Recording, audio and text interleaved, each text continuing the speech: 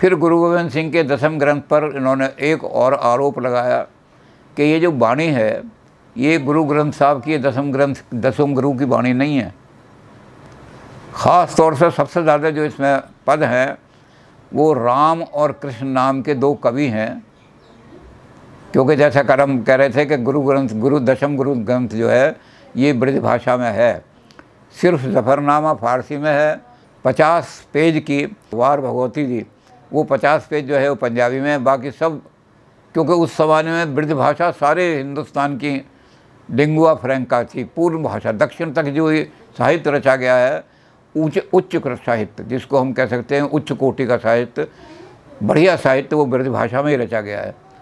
तो गुरु गोविंद सिंह के वो लोग ये कहते हैं कि वो जो ब्रज भाषा के कवि थे, राम और श्याम, सारी कविता उनकी लिखी हुई है। दसम ग्रंथ में दशमेश गुरु की वाणी नहीं है। लेकिन जो उसके समर्थक थे, जो कहते थे जी हमारे गुरु ग्रंथ को मत हटाओ, जब ये हटाने लगे थे, उन्होंने कहा कि देखो, अपने मन में एक बात धारण करो कि जो आदि ग्रंथ है गुरु नानक देव जी का, उसमें भी गुरु नानक देव जी की वाणी नहीं है वाणी थोड़ी सी, लेकिन उसमें किसने 40 आदमियों की, सबके नाम तो अब ले नहीं सकते क्योंकि हमने शुरू में ही बात कर दिया था। उसमें कबीर की वाणी है, रविदास की वाणी है, धन्ना की वाणी है, नामदेव की वाणी है, नामदेव के सारे वहाँ दक्षिण में बैठे थे, तो इस तरह भक्तों की वाणी है, संतों की वाणी है, तो इस तरह से 40 लोगों की वाणी उसके है। और इसमें अगर 10वें गुरु ने भी यही काम किया कि जहाँ जहाँ उनको ऐसी वाणी मिल गई जो निराकार का वर्णन करने वाली वाणी है, उसको इकट्ठा करके अगर ले आए, तो इसमें उन्होंने उसमें कोई अंतर नहीं किया। जैसे प्रथम ग्रंथ में है, आदि ग्रंथ को सारे को पढ़ो तो उसमें सारे में क्या मिलेगा, यहाँ कबीर की वाणी आ गई। जिस चीज़ पर आधार किया उन्होंने कि हमने सारे देश से जात पात मिटानी है, वो कबीर का फंद है। इसी तरह से नामदेव की बहुत वाणी है, गुरु रविदास जी की बहुत वाणी है, और भक्तों की बहुत वाणी है उसमें। तो गुरु ग्रंथ साहब में भी अकेले गुरु नानक देव जी की वाणी नहीं है, अन्य संतों और भक्तों की वाणी है, जिसका अनुमान लगाते हुए 40 लोगों के बारे में, लगभग 40 लोगों की वाणी है। तो उसका संकलन करके उन्होंने उसको अपने संरक्षण में ले लिया। तो गुरु गोविंद सिंह जी ने भी जहाँ से अच्छी वाणी मिली उसको अगर इकट्ठा कर लिया, तो क्या इसमें दोष किया? इसमें कोई दोष ऐसा नहीं जो विवाद पर खड़ा करना हो जिस पर।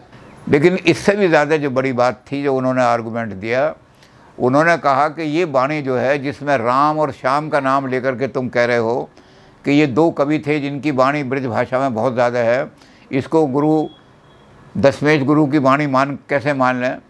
तो उन्होंने, जो दशमेश गुरु के समर्थक थे, इस दशम ग्रंथ के समर्थक थे, उन्होंने सिंह सभा के सामने कहा कि ये राम और श्याम कोई कवि नहीं है।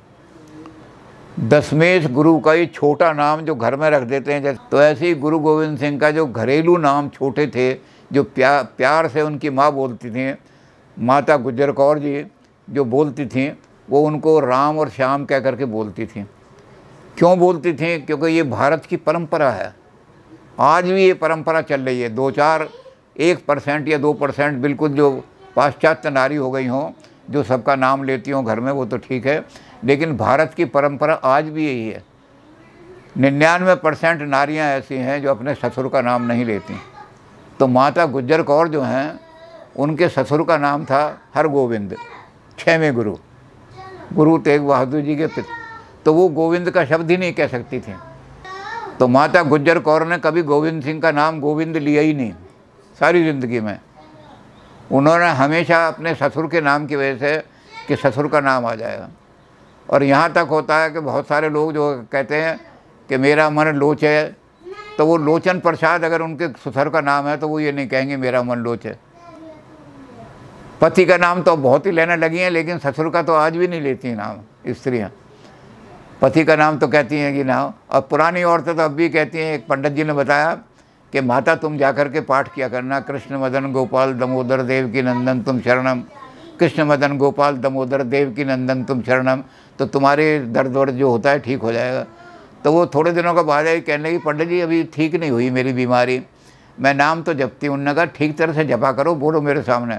तो कहने लगे कृष्ण मदन गोपाल दामोदर पप्पू के पापा तुम शरणम। उनने कहा क्या मतलब? कहते ये जो आपने नाम बताया था मेरे पति का नाम है, मैं कैसे देवकी नंदन कैसे कह दूँ? तो पुरानी औरतें तो अपने पति का भी नाम नहीं लेती हैं, और नई औरतें तो लेने लगी हैं, हाँ जी शुक्ला जी, हाँ जी प्रेम जी, वो इस तरह कहने लगी हैं। लेकिन पुरानी औरतें, नई औरतें भी आजकल ससुर का नाम नहीं लेती। तो माता गुज्जर कौर ने कभी भी गोविंद का शब्द अपने मुंह से नहीं निकाला, क्योंकि हर गोविंद जो थे उनके ससुर थे, तेग बहादुर जी के पिता थे। तो वो इनको प्यार से, क्योंकि ससुर का नाम, तो इनको प्यार से राम और श्याम कहा करते हैं, अरे राम अरे श्याम। तो ये जो कविताएं राम और श्याम के नाम से हैं, ये किसी कवि की कविताएं नहीं हैं, ये दशमेश गुरु जी की कविता हैं, क्योंकि उनकी माता ने उन्हें यही नाम दे रखे थे। तो ये बड़ा आर्गूमेंट उन्होंने दिया कि बताओ हिंदुस्तान में कोई औरत ऐसी है जो ससुर का नाम लेती हो, और जब को ससुर का नाम नहीं ले सकती तो उनकी माता जो थी गुज्जर कौर, वो कैसे अपने ससुर का नाम ले लेती? वो तो बहुत ऊंचे घराने की औरत थी और बड़ी शाइस्ता औरत थी, बड़ी शिष्टाचार वाली औरत थी।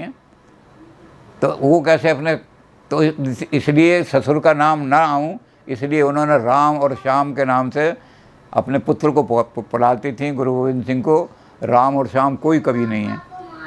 ये सब वाणी गुरु दशमेश गुरु की वाणी है, ये उन्होंने आर्गूमेंट दिया।